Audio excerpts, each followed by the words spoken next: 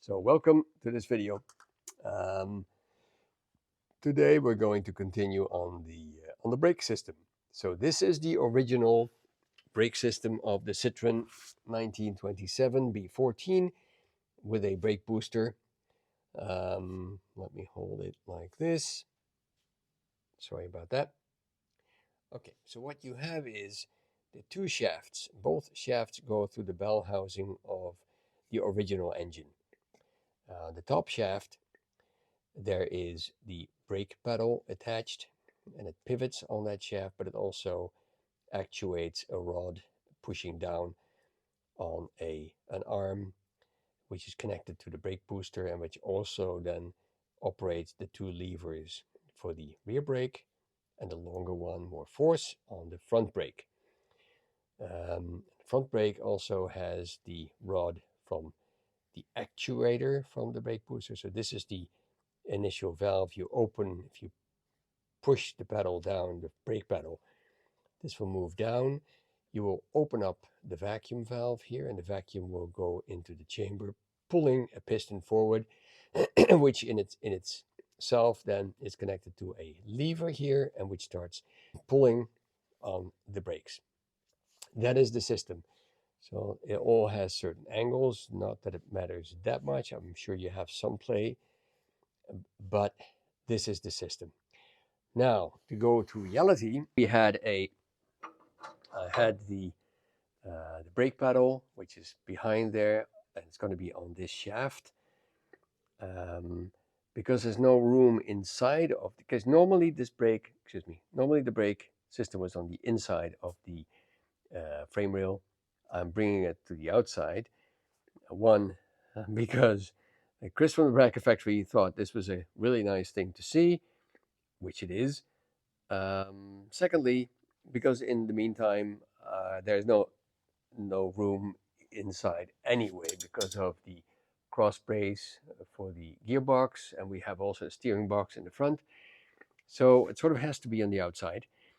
The biggest problem that comes up is that these axle shafts should be above each other in order to work correctly. The distance doesn't really matter, but it does matter that they have to be above each other. So I did that, and we cleared the gearbox, and it all looked fine because, yes, it's kind of low, but we have a lot of play.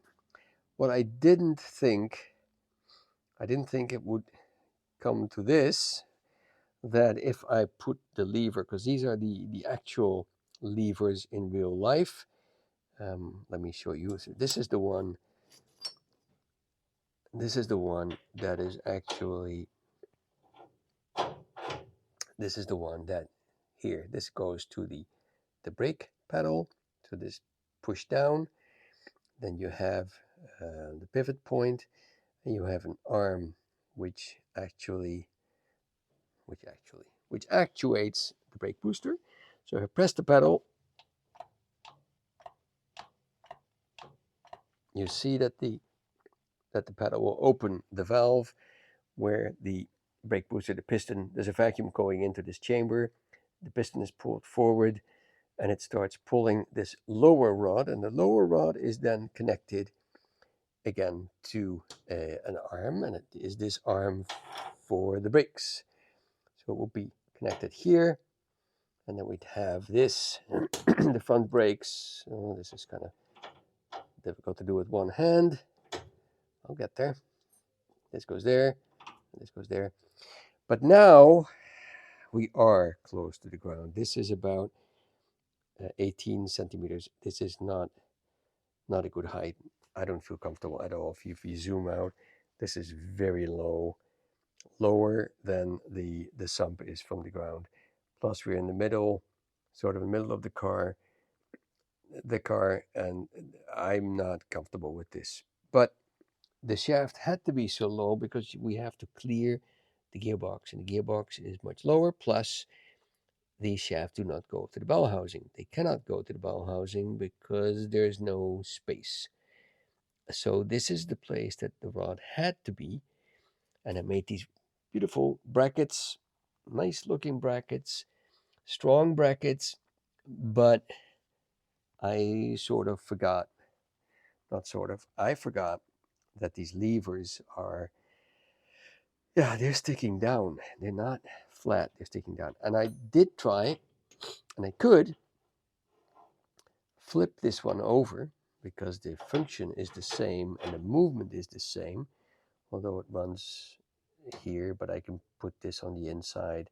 Anyway, there's something I could do, make this work, and then have this rod go to the top, but we do run into trouble with the brake booster itself, because now the rod is getting really close to the housing, so I could move this up, but then this angle will change again. And looking at the, I'll swivel back, looking at this drawing, then all of these angles will change and you will get excessive wear on the movement there. This should be okay, although there is, of course, the angle determines the force that is applied. So I really don't want to do that. Secondly, we might get an issue with the steering rod that we have here, the brake cable. And the brake cable, now I didn't tension it. Hold on, I'll put some tension on it. The brake cable goes to the front and it sort of interferes with the steering mechanism. And I can't really bring the cable. I could bring the cable out somewhat more, but then it really becomes, it's all outside of the car, way outside. So I don't want to do that. And you don't have that issue when you have the cable at the bottom. You're clearing your steering easily. So the plan was, or my plan then, my idea was, if I bring this shaft to the rear, because at the rear we have an indentation here. We have with the overdrive, there's room for the shaft to go up. I think it can go up about 7 or 8 centimeters. That would bring the shaft over here. And of course, that would mean that I would have to make a second shaft here above the shaft that I move, and then link this shaft with the front shaft by, I thought, gears with a chain, but I talked to Chris, and Chris says, yeah, more in keeping if you keep it with linkage and levers. So I can do a lever on this shaft, a lever on this shaft, connect them, and then connect them to the lower shaft. So I think that is the way to go. So I have to take these beautiful brackets that I made, I have to take them off, I have to completely, I have to cut them, make them lower, and then move the whole thing back, and then reinstate them. And then I guess the brake booster will go to the back as well. And that should be my next plan. But since I've worked on this for quite a while, thought about it for quite a while, I am going to do something else first. But this is where we are. It's good in a way because I'm really getting to know this braking system. I like it a lot. I love the way it functions. Equally on both sides, so we need that shaft to go to the other side. Chris also said, and make it a U, go to the gearbox and then go out underneath the gearbox with a sort of a crankcase, crankshaft thing. Problem is that you go even lower and you have a lot of welding to do and it has to be straight and all of that. And I think this is the better solution. So we both agreed. I'm very thankful that he helped me. You know what you want. You don't like the work that it has to be done again a second time, but it has to be done. it has to be done to make this a functional and high enough from the ground that I don't get close to the ground with this whole braking levers and shafts. So that's the plan of action. Let's continue on the braking system.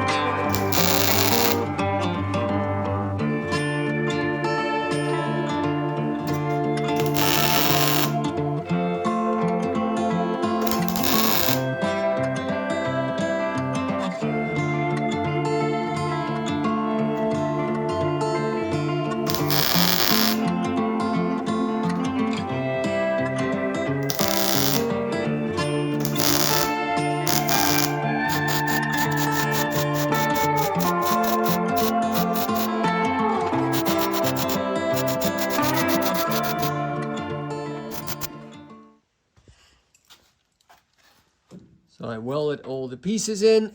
I'm just going to grind down the welds to make it look nice. And then I'll paint it black, and then I will put the firewall in. And then we're going to go back to the brakes. Now I thought about it. I think I have a plan. Okay, so now I've moved the axle to the rear, and now it's in that cavity, so to speak. It goes up, and this looks a lot better. This looks a lot better. And now this arm to the ground is 21 centimeters. So that's a lot more. And now the whole system, because this is at an angle sort of like this, the other axle will be here together working with that one. And now the system looks a lot more than the original. I think this is what we will do. And I see that this arm can even be forward a little bit, so I can do that by moving the brake booster to the front somewhat more, but that's all adjustable. So yeah, so I have to shorten the brackets. And let's see, I have my line, my laser level, and I have so the distance, this is what it needs to be shorter, and I've taken into account that the thickness of the bottom plate will be welded on. So now we're going down to 8 centimeters from the bottom or the top of the bearing. So that's where I'll mark it, and that's where I'll cut them. So yeah, quite a bit shorter. And luckily these can always be adjusted with plates. So it's really, well, it needs to be kind of precise, but it's not super precise. But this is what we have to cut off. And I'll see if I have I had made some shorter ones that I can, who knows, I can probably use.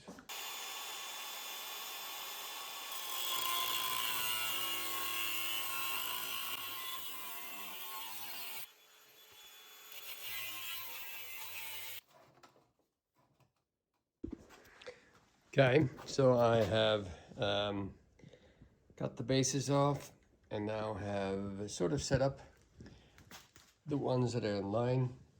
The two brackets, I mean two base plates, I'm gonna weld or tack them. Then I can weld the somewhat shorter brackets together again. And then I can start all over again. So we're gonna fit them, try them, and then we're gonna see how the in the frame rail, how I'm gonna connect the two rods, the two shafts, axles, on how to operate the brake, how to bring it to the rear if the pedal stays in the front.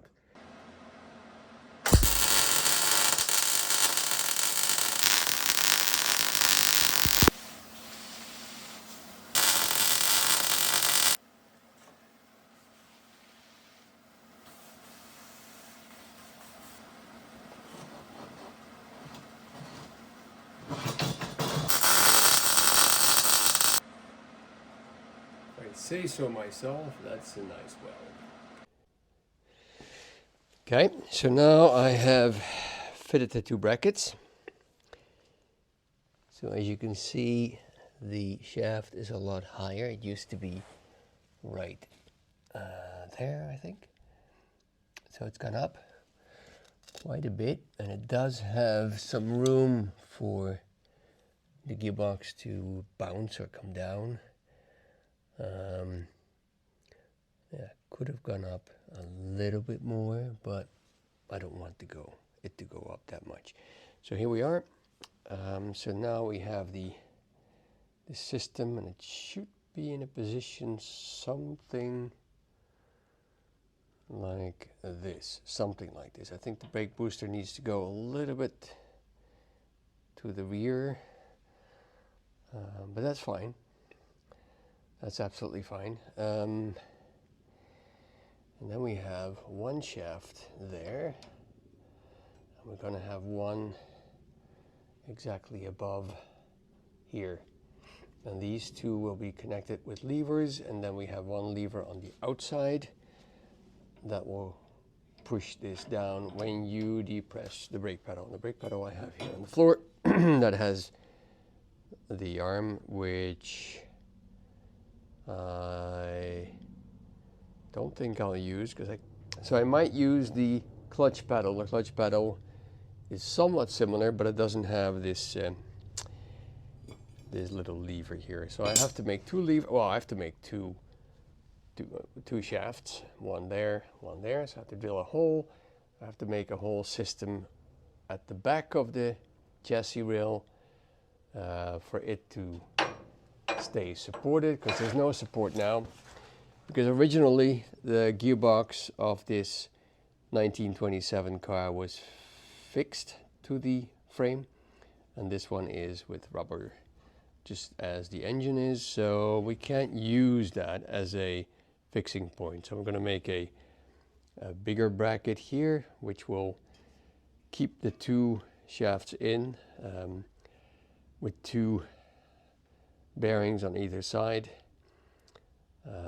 This one only, well, no, that one only to give the movement to the rear one, and the rear one is actually going to operate the brake system. And oh yeah, the biggest problem with the shaft being so high up was this lever. This is the actual lever that does the front brakes with a cable, and the rear brake, which is a shorter one, because the most of the force you need on the front brakes, less force on the rear brakes. It's still low to the ground, but this will work. This is even higher than the sump, although I know this is in between the wheels.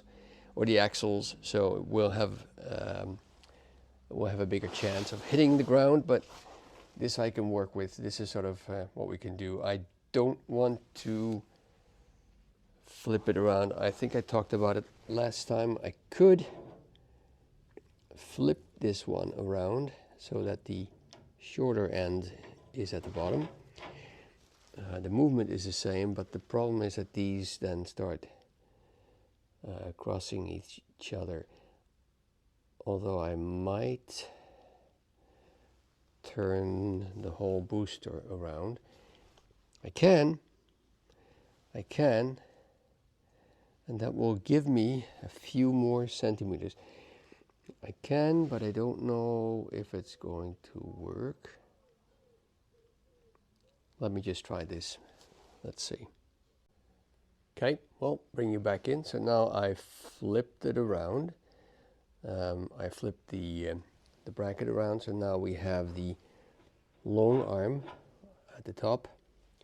Oops, that's kind of unclear. The long arm at the top, so this way the lower one, meaning the rear brakes, is at the bottom, so we have more clear ground clearance now, and this one will not give an issue to the steering box and the steering rod because it stays quite nicely clear from that. It does give me, yeah, I guess 4 more centimeters. So what's that? 1.5, 1¾ inch more ground clearance. And it seems that there's no interference. So if I press the brake pedal, this seems to work fine. So that's the opening of the vacuum. The vacuum itself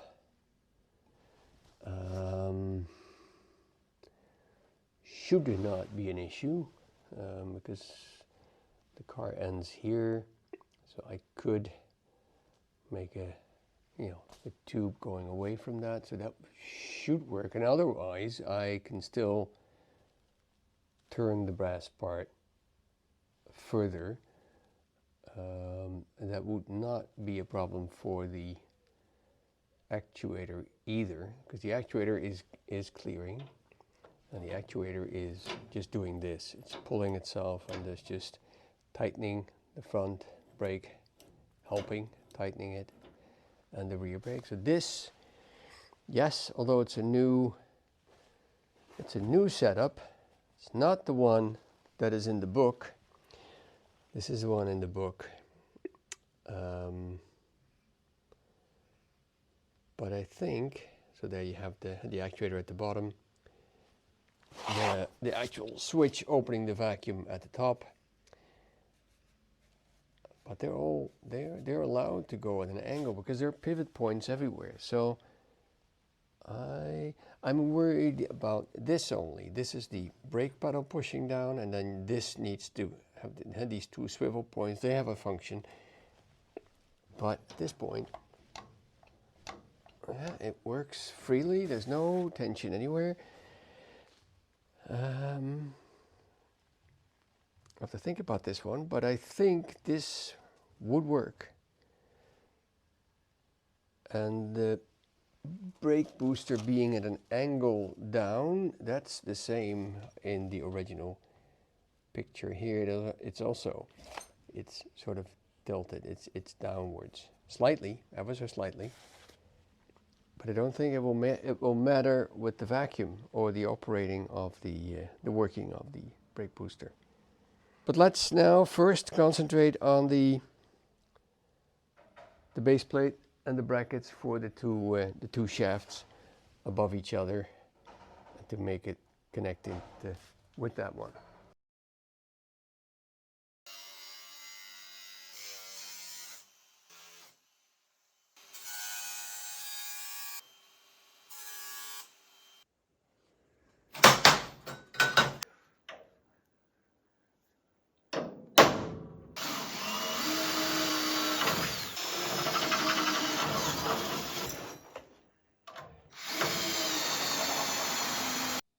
So, small mistake here, I forgot to film it, but I took the 2 plates from the box that I'm making, the box bracket housing that will be inside of the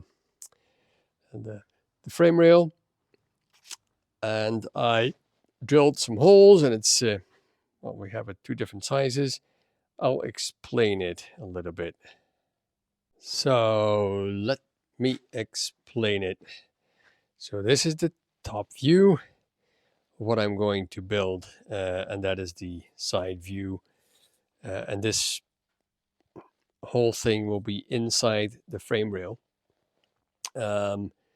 Sizes are somewhat off, but I will explain. So we will have 2 shafts going through to the other side. So here we go. The top view, we have 2 shafts that will work together.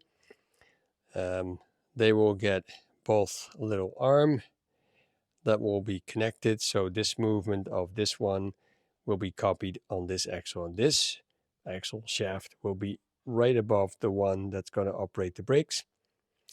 And this one will get the arm on the outside that will then be connected with the arm on the on the other shaft operating the brakes. Yeah, well, that's in theory. And then we have the actual plates. So these will be the side plates. I think it's all 4 millimeters. I want this to be strong. We have a back plate and a front plate. I just drilled the holes in these, in these 2 plates, so the front and the back. So this is the front plate, big holes. I drilled because I want to have let me go back to this one. I want to have a nice bearing that is sort of adjustable, so we can get this to run pretty smoothly. I think I'm just going to use a slide bearing, so not a roller bearing, since I really don't see this anywhere on the car, and I can hopefully make it move very, very easily by lining it all out. So this is what I'm doing. I'm doing the pedal where normally the pedal was, and the shaft would be right beneath the pedal shaft axle. But since we have to move everything to the rear because of this shaft needing more space, or more needing to be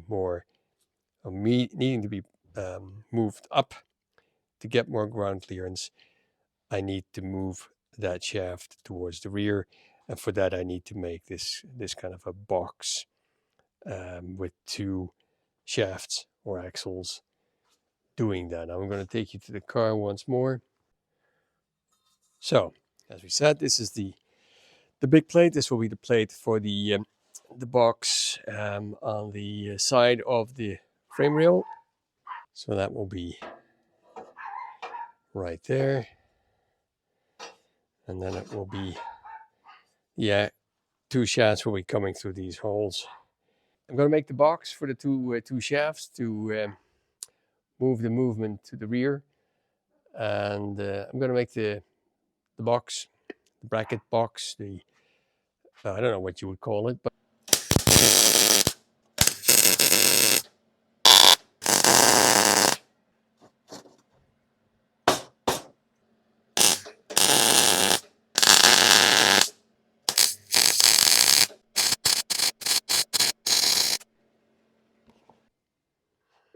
so of course don't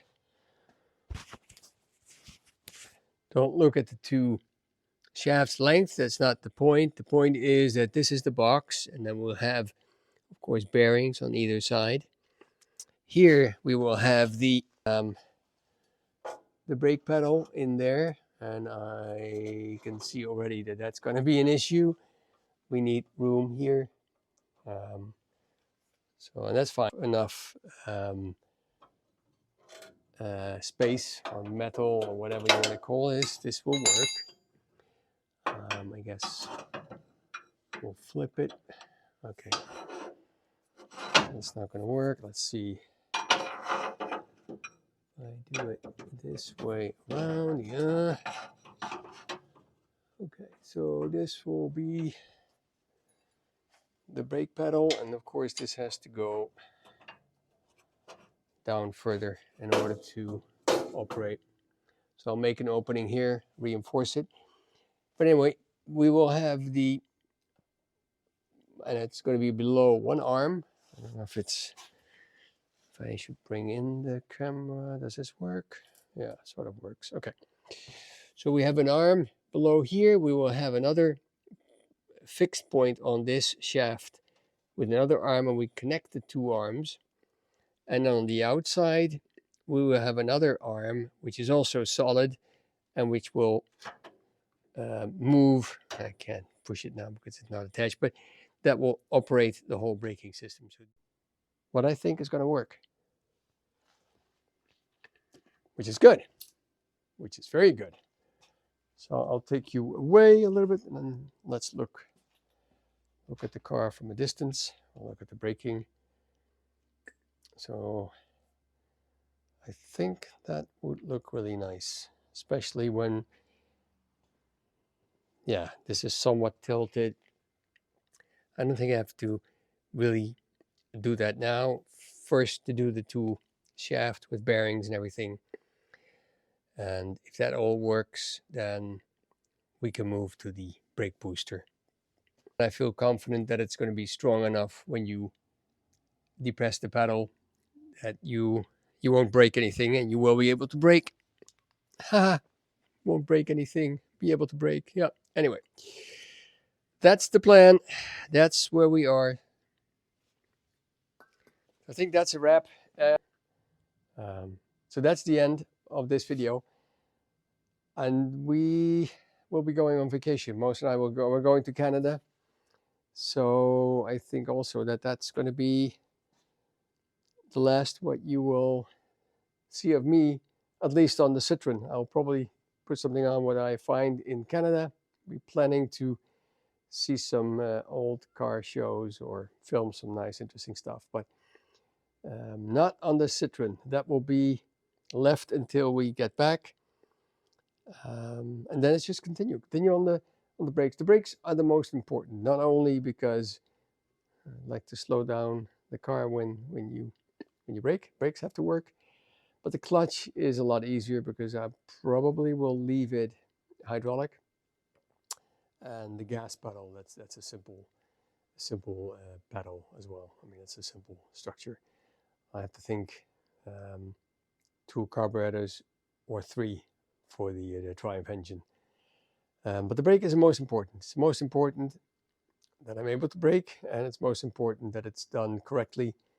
And now that I'm really starting to understand the system, things get easier, and I see where we're going, and I see what we need to do to get it all to work.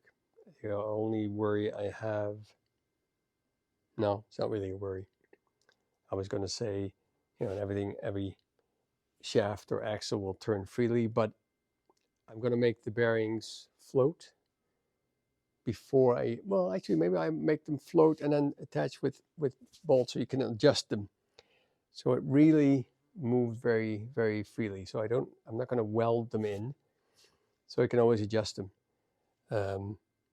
And that's probably the best. And then of course attach a spring there as well. That always comes back. I was going to say then it's attaching cables, but we're not that far yet. There's a lot of work to be done. So thank you for watching, and I hope to see you next time. Oh, and have a great vacation. If you haven't had it yet, have a wonderful time. Here in the Netherlands, it's now turned into 24 degrees Celsius, sunny, a little bit of wind. It's gorgeous weather, and it seems to be staying like this.